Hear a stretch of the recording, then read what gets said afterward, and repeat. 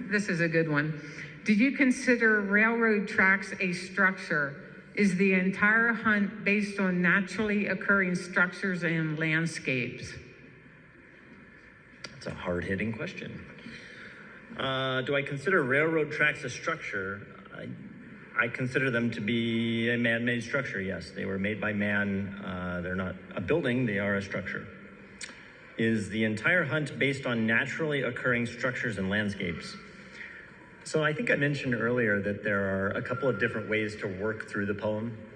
And I tried to do that to accommodate how different people think. And so depending on how you interpret it, I think it could be true to say that yes, the entire hunt could be based on naturally occurring structures and landscapes. But I think some people could quibble. So I should clarify that by saying there's one clue in here where arguably someone could say there is a man-made implication to it. Hey guys, I'm back to my home in Vegas where it's a balmy 110 degrees probably. I'll see how many minutes I can stand to be out here on my patio in the sun with a pergola barely making any kind of shade, but regardless, I doubt that I will be doing any more boots on the ground trips to Southwest Montana for the next couple weeks or so. So in this video, I'm going to try to include some of my ideas and the reason I've been stuck on the Pioneer Scenic Byway, and specifically Comet Mountain and his bride, Saddleback Mountain. So here we go.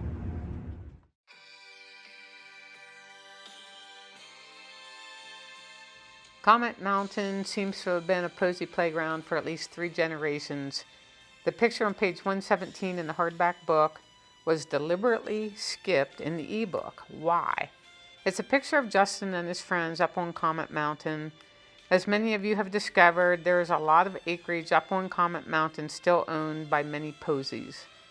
In my opinion, this was a piece of Wayne Fitzwater's realm, as well as the connecting point from Polaris in the Little Dipper, Ursa East, making up one corner of my search area. Since Comet Mountain is my geographic formation of the landscape or horizon, making one corner of my solve grid, the double arcs of Saddleback looking north are the ancient gates where his bride stands guard over his realm. Therefore, Saddleback is the next corner of my solve grid. The next line of the poem is her foot of 3 at 20 degree. Originally, I liked the narrow gauge railroad as her foot of 3 since it is 3 feet wide with max curves of 20 degree. However, there are other possible solutions, and my current favorite is where Mono Creek flows into Jacobson Creek, forming the Wise River, much like Fenn's first clue where the Gibbon and Firehole rivers met, forming the Madison River. And as we all know, all of us who are in this area, the Wise River was originally named Wisdom River. Okay, for all you crazy boots-on-the-ground searchers who want to see the confluence of Mono, Jacobson, and the Wise River, there is a cabin hidden in the woods across a footbridge crossing Mono Creek where you can get close to the confluence of the creeks. I took Tiffany and 2 strays to the spot. We had a great time. And one more possible solution for her, meaning his bride, foot of 3 at 20 degree, are the 3 lakes at the foot of Saddleback Mountain, Hopkins, Hall, and Elkhorn. And amazingly, they are at 20 degree lines. The final line of stanza 3 is, return her face to find the place. This is where your compass face, which was currently pointed north, now reflects off its mirror, assuming it has a mirror, pointing in a southerly direction towards the bride's face, or you can just turn around and look back at Saddleback Mountain.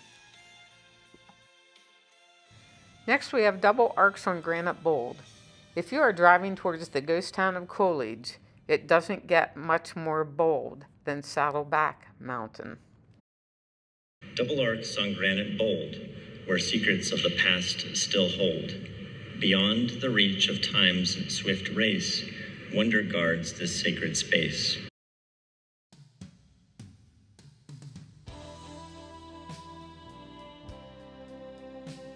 Is the double arcs, something that exists or had to be created? That's a tricky question, actually. And I want to answer this. It's actually a really strange question, knowing what I know. Ask the question one more time.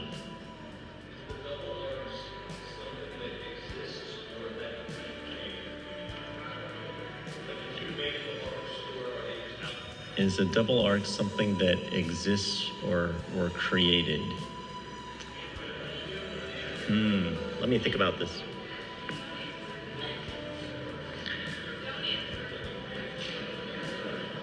I don't want to give away too much on this, so I'm going to have to punt. I apologize. Okay, this is where I will insert my rant.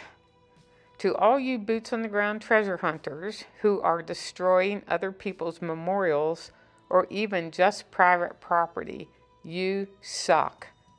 My friend discovered this memorial along Jacobson Meadow only to return 6 days later to find someone had ripped off the memorial plaque and covered it with sticks.